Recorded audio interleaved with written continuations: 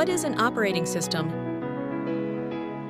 An operating system, OS, is the software that acts as a bridge between the computer hardware and the user.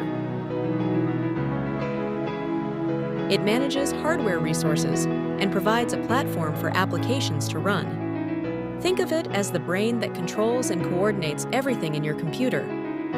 Examples of operating systems: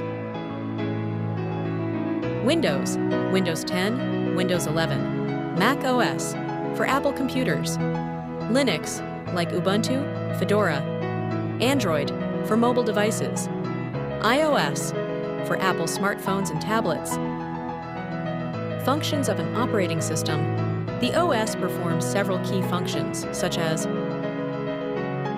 file management, process management, memory management, device management, user interface, and security. Why is the operating system important? Without an operating system, your computer won't know how to use its hardware. You wouldn't be able to run apps or even perform basic tasks.